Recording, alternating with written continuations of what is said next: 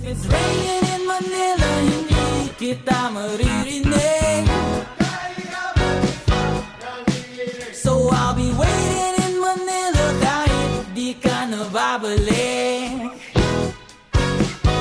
Maulan ba sa inyo pag bumubuhos dito?